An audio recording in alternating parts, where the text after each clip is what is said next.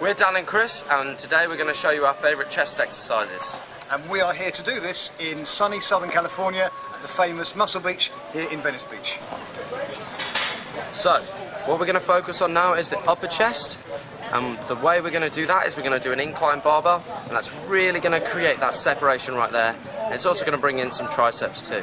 So, let's have a look how it's done.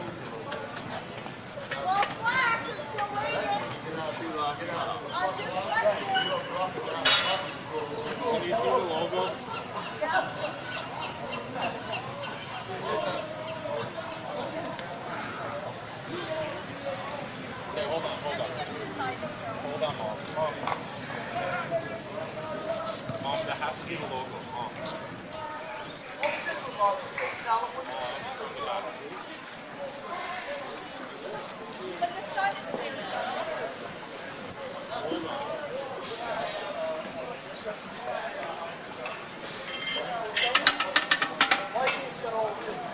So, if you notice, the idea of this is to bring the bar all the way down to the chest, and squeeze it all the way up to the top, getting that peak contraction, and making sure we recruit as many muscle fibers as possible. So keep it nice and steady, don't rush the reps, don't go too heavy, and just make sure that you're doing the nice slow movement, squeezing the chest all the way through the movement. This is one of my very favourite exercises for chest. It's for the middle chest, but in fact it covers the whole chest really.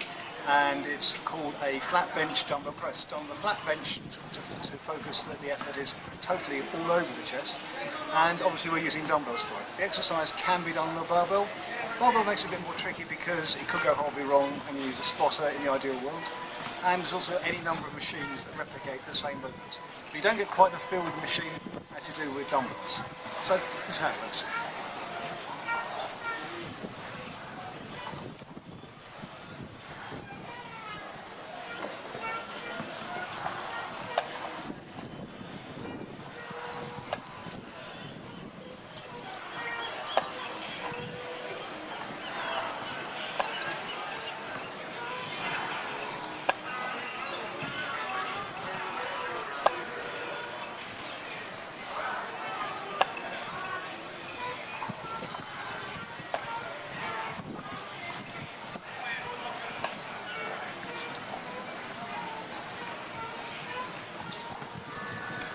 One of the key things about this exercise is whether you actually touch the dumbbells together at the top of the motion. Totally up to you, makes no difference. I always done that because that's the way I like doing it. But again, it's totally up to you. One of the key things though is to squeeze the pecs together at the top of the motion. So don't just bring it down straight away, force that squeeze, causing the tension in the chest, which really helps the muscle fibers develop. So there we go, one of my favourite exercises, I said, the flat bench dumbbell press for the chest. Okay, so this exercise focuses more on the lower, which is going to give you a good cut there. So what we're going to do is we're going to do another fly movement. Let's have a look.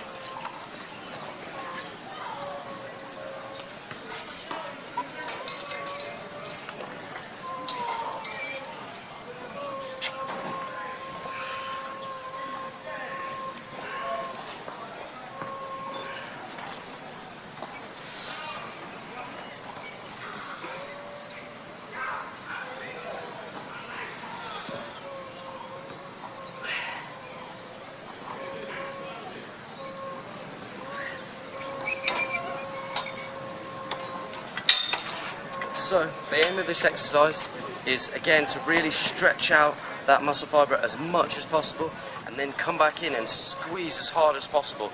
That way. Okay, now when you work the chest, there's really three parts, upper, middle and lower. And which bit you're working on depends on the angle between the arm and the torso. If the arm is pointing upwards in this way, that's working usually the upper chest. It's all over the chest and the middle part when the angle is 90 degrees, but when the angle is declined, then it's mainly the lower chest. And that's what we're going to do now. We're going to work for the lower chest. We're going to create that decline angle by being on a decline bench. A decline bench is one where the lower part of the body is higher than the head. So this can be done in a variety of ways. There's machines for it, there's dumbbells for it. I'm going to do it with a barbell.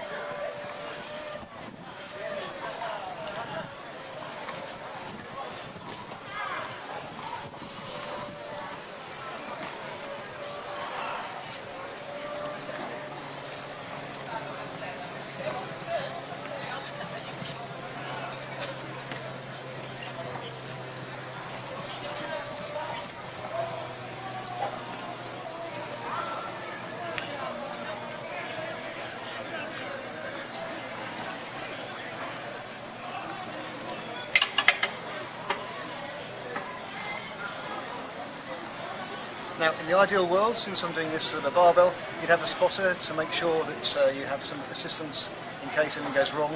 But if you do it with a nice controlled weight and a range of motion that's within your capabilities, you shouldn't need that. So that's the game. Another brilliant exercise we can do for our chest is a fly movement. Now this is really going to create more mass on the inner portion of your chest and really create that separation between the two pecs. So this is how it's performed.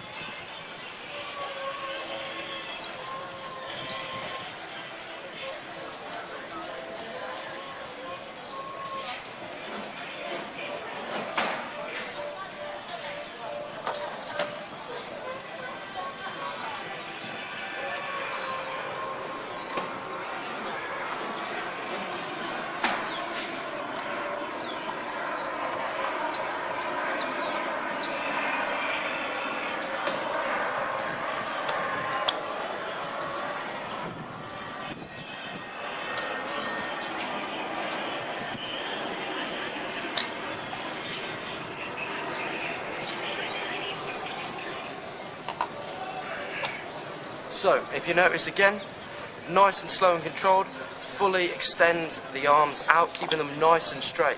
You want to act as if you're hugging a tree. You're really concentrating on squeezing your chest and stretching it out as far as it can go. That way, again, you recruit as many muscle fibres as possible and create as much separation in between the two pecs. The exercise I'm going to do now is an incline bench cable fly. It's a fly motion, which means bringing the arms together across the front of the chest, but it's specifically for the upper part of the chest, and we do that by inclining the bench, an angle of somewhere between about 20 to 30, maximum 40 degrees up from horizontal.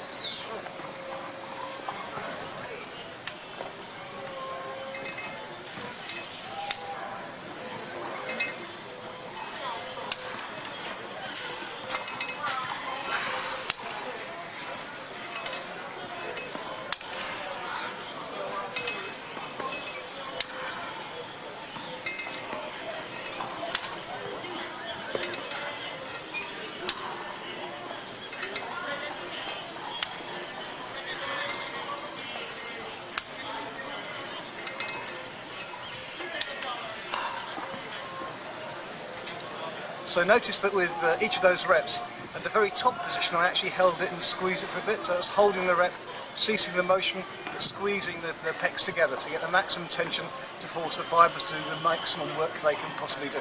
So, great exercise. One of the key things to remember, by the way, is try to keep the arms locked at the elbow. So not looking to bend it, it's not a press exercise, it's one where the arms stay as locked as possible in the angle which you start off. Hi, we're Dan and Chris, and we're here today at Venice Beach, and we're at the sunny Muscle Beach location. And today we're here to show you some exercises that we like for our arms. We're going to cover biceps, triceps and forearms. So let's head in there and you can follow us in. This is a bicep preacher curl machine, and the benefit of doing it on a preacher curl bench or even on a machine is the fact that you really isolate the bicep, and you can also eliminate any cheating. There's no swinging, it's all concentration on the muscle. So this is how it's performed.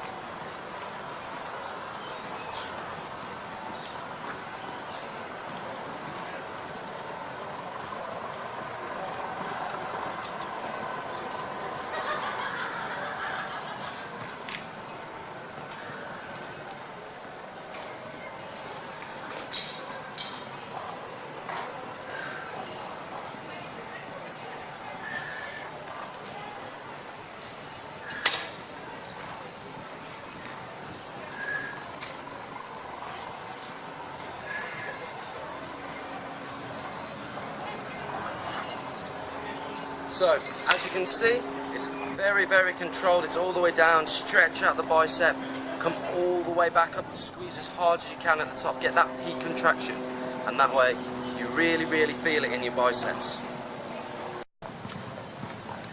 An exercise for the biceps, one of my favourite biceps exercises, the high pulley curl. You need a wide frame for this. Not all gyms have got one of these, but if you've got one of these machines, these cable fixtures, it's great to use it for a high pulley curl. Exercises both sides of the body at the same time. Stand in a wide stance, keeping the upper arms parallel to the floor and curling in.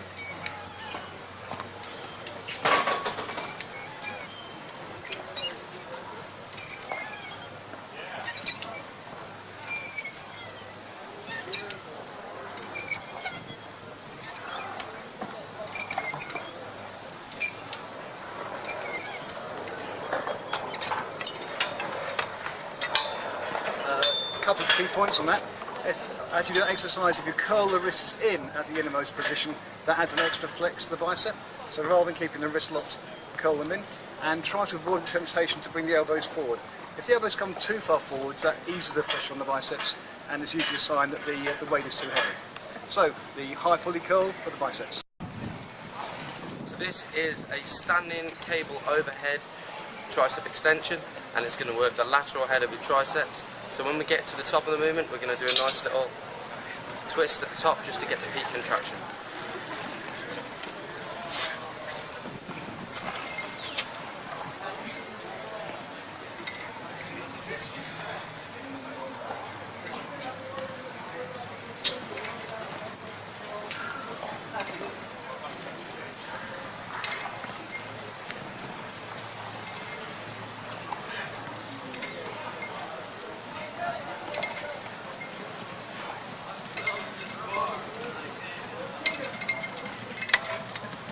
So, as you can see, as I mentioned, when you get that turn at the top, it really forces that extra bit of contraction at the top, and it's nice and slow and controlled all the way back and come all the way back out again, so that fully stretches and fully engages the muscle. We're going to look now at an exercise of the triceps, which is the muscle at the back of the upper arm. Lots of exercises we know for triceps, but probably the most common one is the pull down. Lots of different variants of this. I'm going to be doing the most simple variant, which is with a straight bar. It can also be done with a rope, and I'll talk about that once we finish the exercise.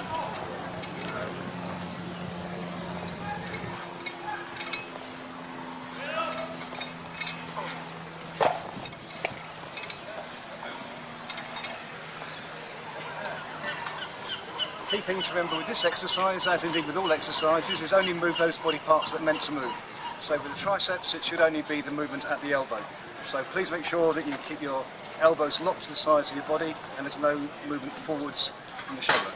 In terms of the feet, they can be wherever you want to. I tend to use 1 foot forwards for stability, but a lot of people do it with feet side by side.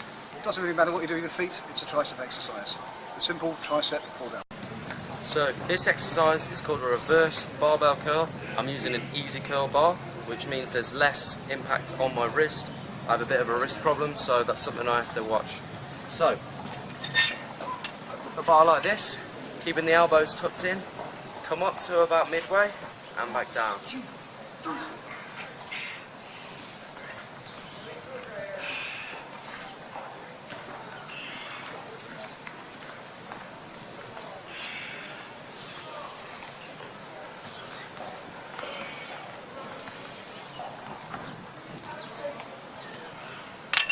So, as you can see, this exercise is definitely not about weight.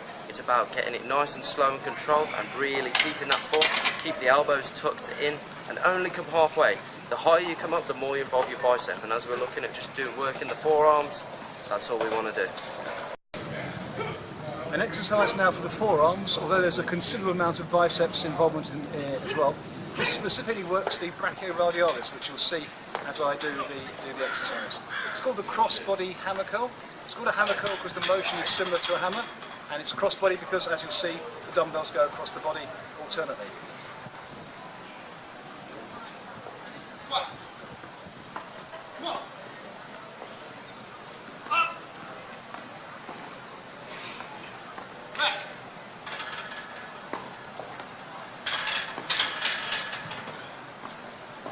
So the principal muscle worked is the brachioradialis. I'll do another couple of reps, and if you look for this part of my arm in particular, you'll see that's the brachioradialis muscle that's worked particularly by this exercise.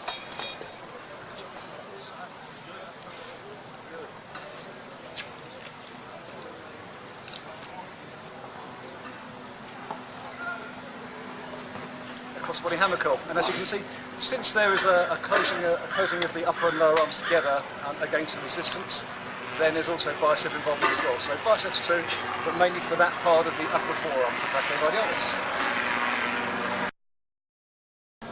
Hi, it's Chris and it's Dan, and we are here at Muscle Beach in sunny Southern California. Today we're going to be focusing on legs, which is the quads, the hams and the calves. And we'll see you in the weight room next. Okay, so this is a hack squat machine. So this is going to be working primarily the quadriceps. So as opposed to a normal squat, which is more of an all-round legs exercise, this is more of a quadricep based one. So it will isolate the quads slightly more than the bicep femoris or the hamstrings, and also you'll get some glute involvement as well.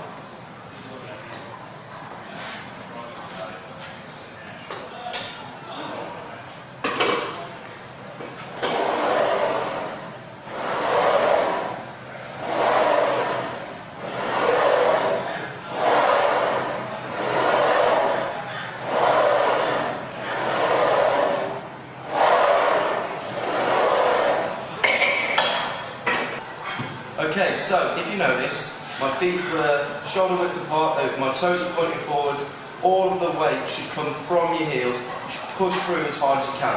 If I was to move my feet slightly wider out and my toes pointing out, then I'm going to be working more, I'm going to shift the emphasis of where I'm working on my quads. So this is an all-round quadricep exercise, but this, further apart, is going to be working more the inner, and it will shift the emphasis towards the inner of my quadricep.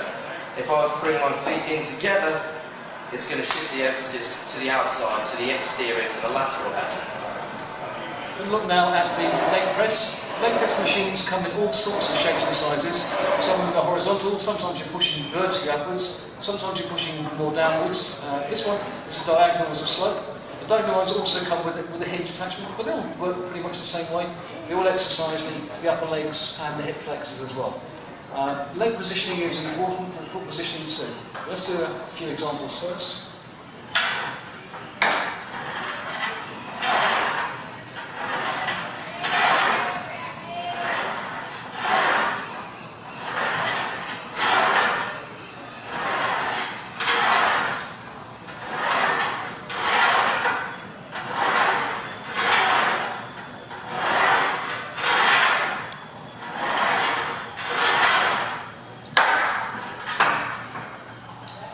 So as I was saying, the leg positioning and foot positioning is important. The further up the plates of your feet go, the more hamstrings are involved, and also the hips and the hip flexors, buttocks, the gluteus maximus. The further down your feet are, then it's more increasing a lot of the quadriceps muscles.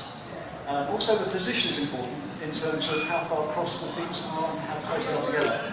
If the feet are very close together, it targets the outer part of the thigh. If the feet are very far apart, it targets the inner part of the thigh. Whichever position you have for the feet, it's very important to keep the knees over the toes. You don't swing one way or the other way, equally don't swing out or swing inwards this way. So keep the legs in a very uniform position all the way through. And the final thing to learn about it, of course, is there's an emergency stop in most machines, and you have the rest position, so it's not easy to get into too much difficulty. This exercise is a stiff leg deadlift. It's one of the best compound movements for your hamstrings and also your glutes. Now it's really important with this exercise to keep a neutral spine and keep your chest up the whole movement. And at the bottom there's going to be a slight arch on my shoulders, but that's just really to stretch off the hamstrings. So this is how it's done.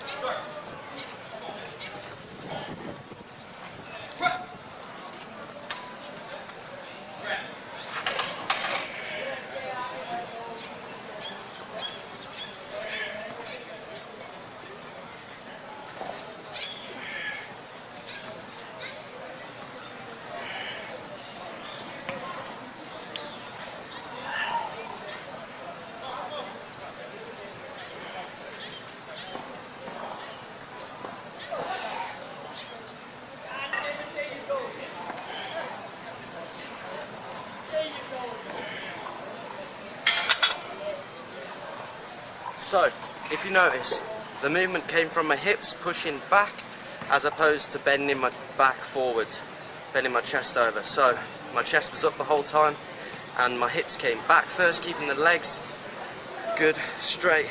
So it's almost like a pivot. You come in backwards and then down, and then coming up, squeezing the glutes and the back of the hamstrings really hard as you're doing it, getting that peak contraction.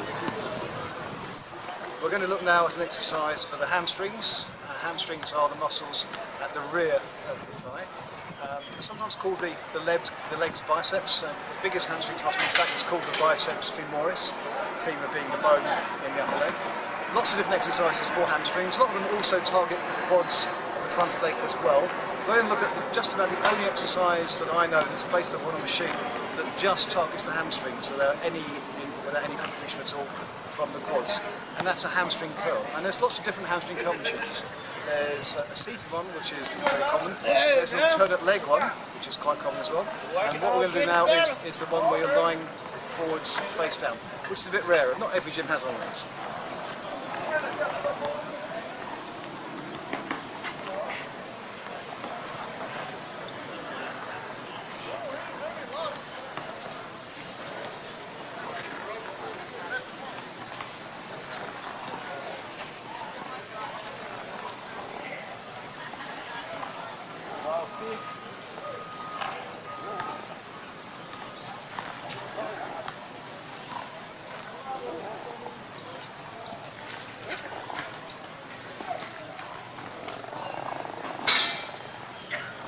So that's the hamstring curl machine in a face-down position. A couple of thoughts about the weight that's used. If the weight's too heavy, then you won't be able to do a full range of reps, so it's very important that you get a good range of motion. So once your legs curl up, they should be at least 90 degrees to the floor. If they can't, if the weight doesn't allow you to get up to that full 90-degree position, then the weight's too heavy and you need to adjust it. Also, I'm using a very lightweight today, and a signal when you're using a lightweight is if it's so light that the pad comes away from the feet at the top end of the motion. And all the way through you should feel this specifically just in the leg biceps, in the hamstrings. The hamstring curl machine. So, I'm going to be doing a seated calf raise now, and this really emphasises the soleus as opposed to the gastrocnemius. So, when you have a bent leg, it creates more tension onto the soleus, and improving the soleus is brilliant because the bigger your soleus is, the bigger your gastrocnemius looks. It pops out the gastrocnemius even more. So this is how it's performed. Yep.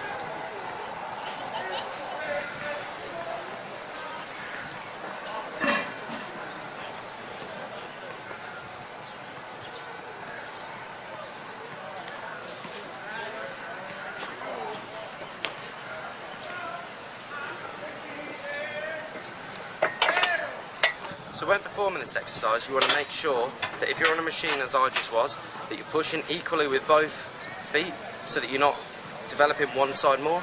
And also you want to make sure you're getting a full range of motion, so you want to be stretching all the way down as far as you can go and then coming all the way up on top and really squeeze at the top. Get as high as you can and then get that extra squeeze.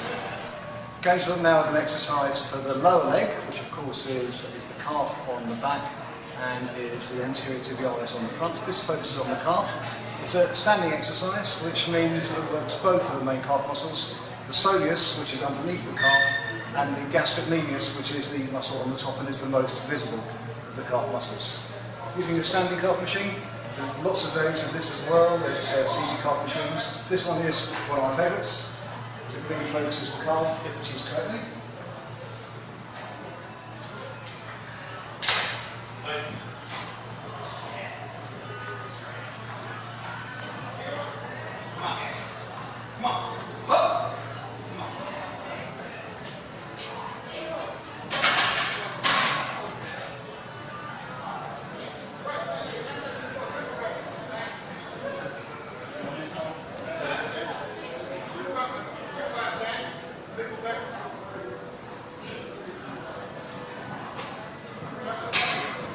And with the standing calf machine, as with all calf exercises, the feet positioning is important. If you have your feet close together, then that targets the outer parts of the gastrocnemius, the outer part of the calf. If they're further apart, then it targets the inner part as well. So the way the feet face is important as well. To target the entire calf, keep the feet facing forwards. Otherwise you risk developing one side more than the other. So, standing calf machine, one of the best machines for the calf. I'm Chris, he's Dan. We are here in sunny Southern California and we're going to show you how some of our favourite exercises for which body parts? Abs, my favourite one. So, we're going to focus on abs now. It's one of everyone's favourite things. Everyone wants some abs and there's a really good way of working them. There's 3 separate sections I work out on, so I'd focus on my upper, my lower and then my obliques. So I'm going to show you my 3 favourite ones for those 3 areas and then you can try them at home. Right, I'm going to show you some exercises for abs. We're going to cover the upper abs, the lower abs and the side abs, also known as the obliques. And the way we're going to do that is I'm going to show you some of my favourite exercises using specifically just the floor. So no items of equipment, no benches, just the floor to show you all exercises for all 3 areas of the abs.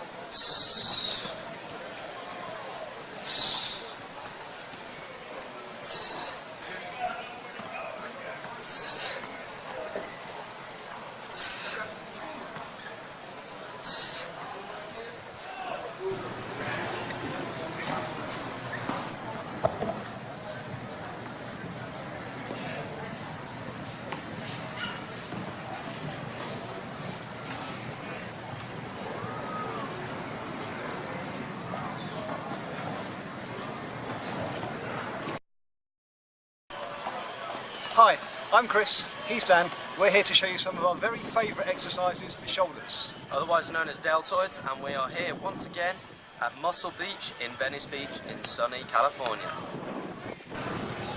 So this is an exercise now for your shoulders. It's a compound movement and generally it's used for building the overall shoulder. So you've got 3 heads, you've got your anterior, you've got your posterior and you've got your lateral head of your deltoid. This is mainly your anterior and lateral, but it's classed as a compound as there's more than one muscle group moving and working, so you'll get also some triceps in that as well. So this is how it's done.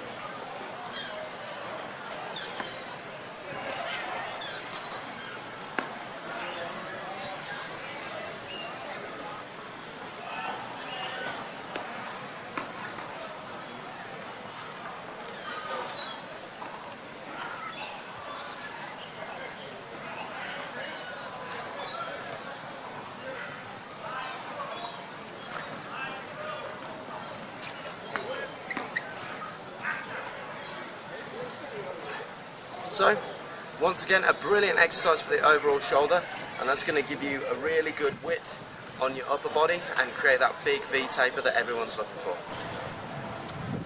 Okay, the exercise we're going to look at now is for the deltoids. Not using free weights. We use free weights a lot for shoulders, but this is one using a machine for a change. And this is for mainly the anterior head, in other words, the frontal part of the deltoids.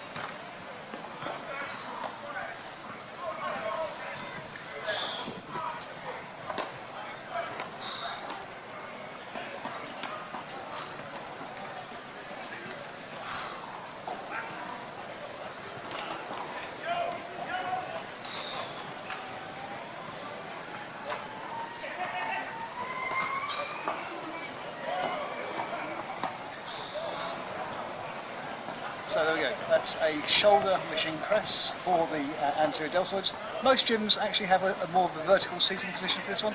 This one's a bit unusual, but it's the first time I've seen it, and it's great.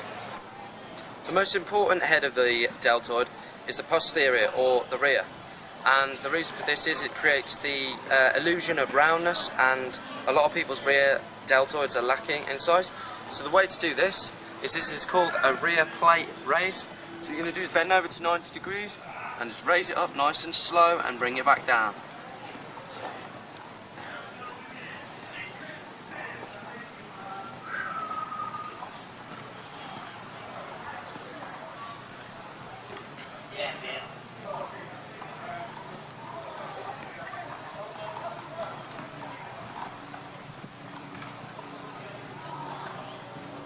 And when you've completed that, the aim of that is to really use your deltoids as opposed to your back. So you don't want to be rolling your shoulders backwards forwards. If you're doing that, you need to drop the weight right down and really concentrate on isolating the deltoid. That's what we're looking at doing. We're looking at training that individual muscle as opposed to lifting as heavy as possible and getting it all right.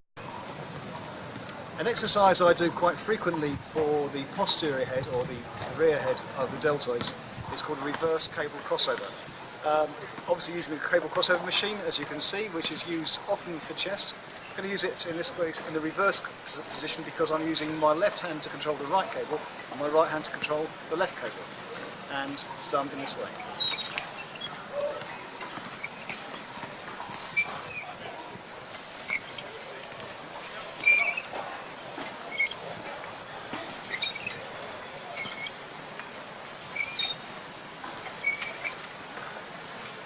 Now, the way I was doing that shows that we're pulling backwards from the elbow to behind the position of the torso. And that's what the function of the posterior head of the deltoid is, to move the elbow far backwards as you can go. And when you keep the elbow fairly high, then you're activating the rear deltoid for that. If the elbow gets too low, which is impossible to do with this exercise, then it becomes much more of a back exercise. So we're moving on to an isolation exercise now. This is going to hit the lateral head of your deltoid, which is the side. That's the one that creates the illusion of width and that big V-taper that everyone's looking for. So really, the way you're going to perform this is by keeping your arms slightly bent. You don't want to put them at 90 degrees. The longer your arms are, the harder this exercise becomes. So this is how it's done.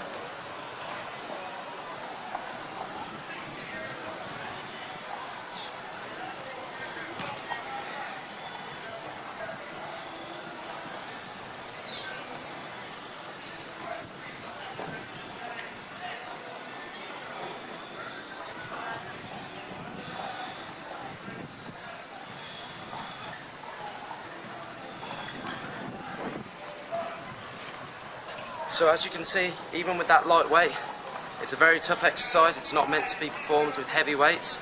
Nice and slow on the way up and control it on the way down. And try not to bring the weights in front of you and swing up. The slower you can do it, and the more controlled you can do it, the more development you will get, the more fibres you'll be able to recruit. I'm going to do an exercise for the lateral head of the deltoids now. And this is unusual because most exercises that I do are bilateral, they work both sides of the body at once. This is a unilateral exercise, so obviously once you finish one side, you have to do the same thing for the other side. So using a cable machine, this tends to use a very light weight. Leaning this way to get the maximum range of motion.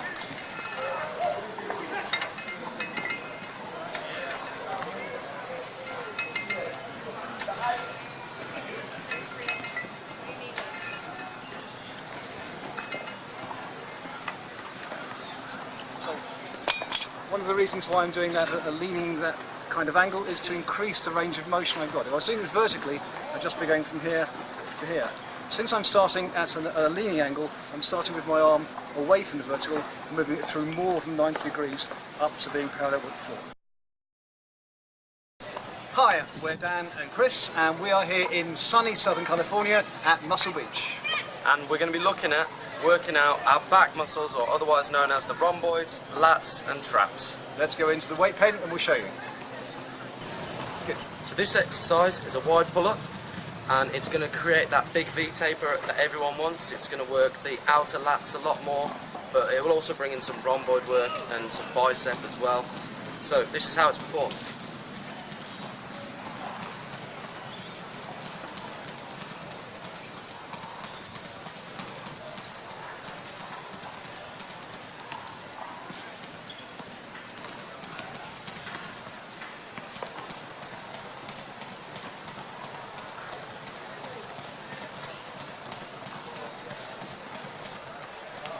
So as you can see, that movement should be nice and slow and controlled.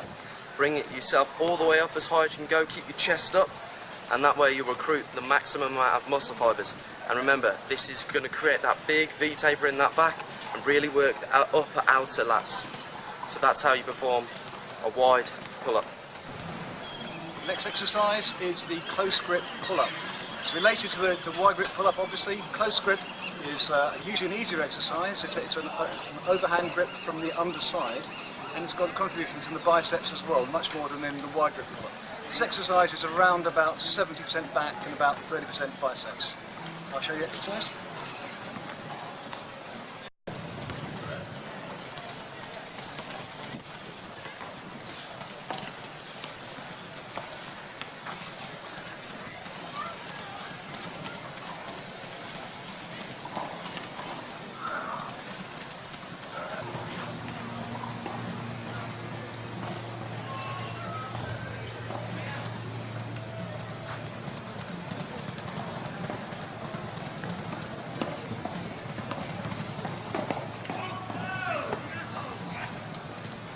Couple of points on that exercise is, first of all, if you lean back about 30 degrees rather than being vertical, that really focuses the effort on the lats, moves the effort a little bit away from the biceps. Also, the closer your hands get together, that really adds thickness to the inner part of the lats. So it's good to do that with the hands really close together. So that's the narrow grip pull-up, also called the chin-up. This machine here is called a T-bar row, and again it's going to work your latissimus dorsi, but it's going to work a lower down and it's going to be more central into the back. So instead of focusing now on the width, focusing more on the thickness of the back. So this is how it's done.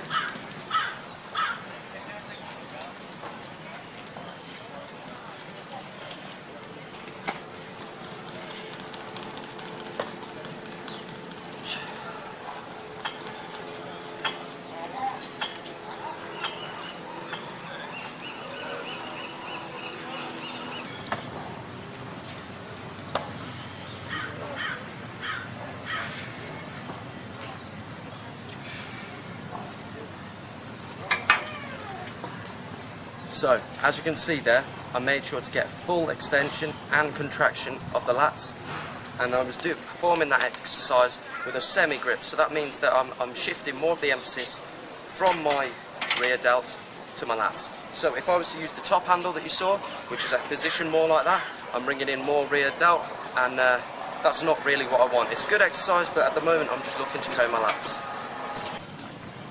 Now we're going to look at the seated row machine, machine again for the back, and this time we're going to look specifically at the lats, the latissimus dorsi. There's also involvement here from the rhomboids, a little bit less from the trapezius, and a tiny bit of a contribution from the biceps as well.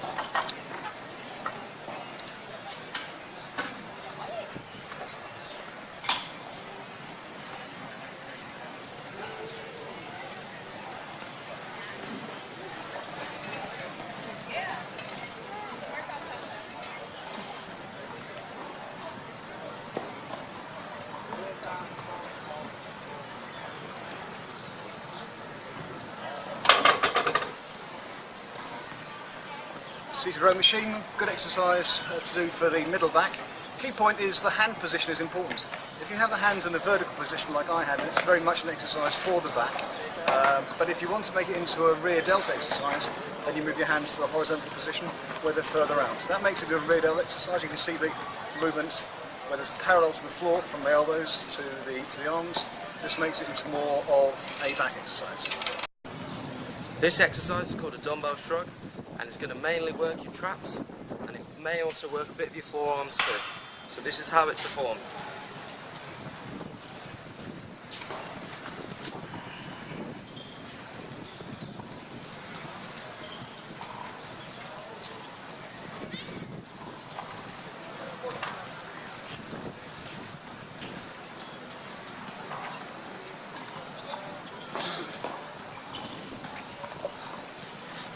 So, if you notice, I was doing that nice and slow and controlled. Bring it as high up as you can.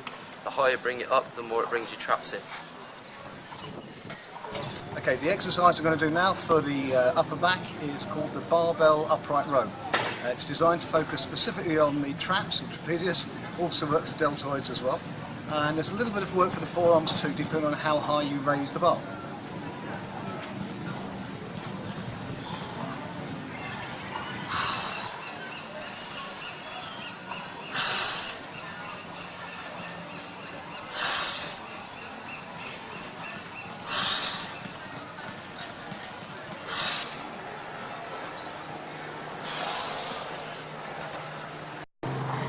So I'm doing this with a very bent, easy curl bar.